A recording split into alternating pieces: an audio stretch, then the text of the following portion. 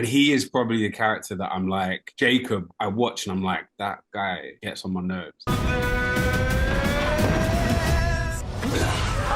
Assad, after the revelations of the previous season, I wonder if you consider Armand as a villain of the story now, or maybe I'm not fair and that he's just one of many ambiguous characters of the show. As an actor, it's not the. I don't know. I don't think it's wise for me to think of Armand as a villain. I have to go in thinking, like, figuring who Armand is as a human being. When you think of someone as a villain, you can almost like thinking that they're a god. Like, you deify them in some way, you put them in a pedestal or put them on a thing that makes them simplifies them too much. So to me, Armand is just a person who has gone through very, very difficult circumstances and has become, and those have shaped him to who he is. And I'm still working out a lot of things about who he is. It's interesting. I don't know if Eric and Jacob also find this, but watching after each season and learning from the last season and watching where it's going, I constantly find new things even after the show's done, even after we finish filming. And I guess maybe that's a part of playing a character for going on 4 years now, I guess. Like, we've lived with this characters and almost always kind of ruminating in some way. We finished filming in December and still every now and again Armand pops into my head, like a little moment will pop into my head, something that we filmed or something that we're yet to film or yet to explore, and I'll be like, oh, that's interesting. I wonder what Armand would do in that situation or who he would be. I forgot your question in that answer. I'm so sorry, but I hope that there's something there. In preparation for these interviews, I reviewed all the dynamics of our show, and I learned a whole bunch of new things that I forgot, that I didn't really understand. I hadn't really thought about them. And then I had to reconnect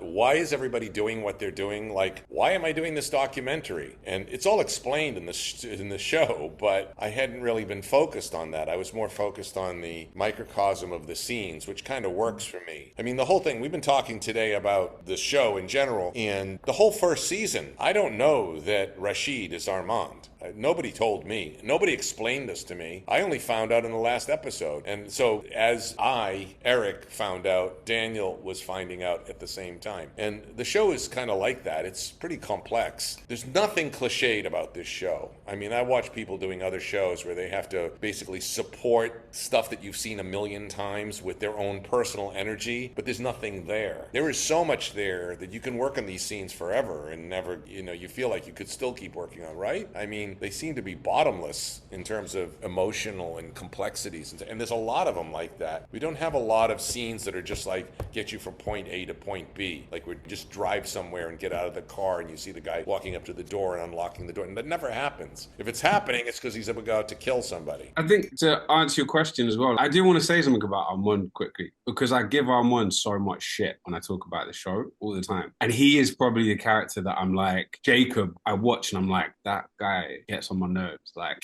he just seems to kind of get things wrong at every stage. But I think something that this season goes into in a really powerful way, and I think kind of reframes a lot of what you see of him before, is that like he's what happens if you go through some of the worst like personal atrocities from a very young age. Like, so much cruelty is inflicted on you and then you're just alone. And he tries to, I feel like Armand is continually trying to find community, and in one way it manifests in like religious fundamentalism and like, this really dark sort of cult kind of thing that he tries to like control people. And then he's just sort of tries to find, like, Louis becomes like a bit of a weird sort of religious figure to him at some point. And then he's trying to recreate this horrific dynamic that was inflicted on him from a very young age. And so I think there is a way that you can look at Armand and be like, that guy's evil. His behavior is not cool on any level. But I think something that our show does really well is that all of these,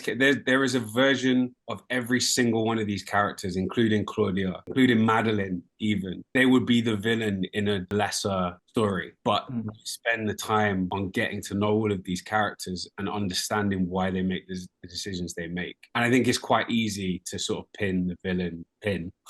on Armand. And I'm guilty of doing it myself, but actually, like, between Assad and Roland and Hannah, I think he becomes in this season an even more fully formed, fully understandable character. That's the other thing, though, that the show's not about heroes and villains. I say that fully knowing that we are kind of flagshipping a villain for the future, but none of these characters are heroes or villains. And I don't think that Roland and Hannah, or even Anne Rice, was ever interested in sort of boxing any of these characters into good and evil. She was exploring the nature of humanity through characters who can live through ages and what that does. So yeah, short answer, no, he's not a villain, but he's not a hero either. Louise and Lestat, it's always complicated, right? But there's love, there's passion, anger, the resentment, and now also a book between them. What can you tell about their relationship this season? The relationship is like appropriately rocky again this season. It starts in a place of them being able to sort of at least try and heal their relationship, build something that's like positive and based on like honesty. It's just that Louis hasn't been completely honest with him, and that triggers Lestat into the path he's on, I guess. But I think, yeah, they sort of, whatever they're going through at any given moment, they sort of need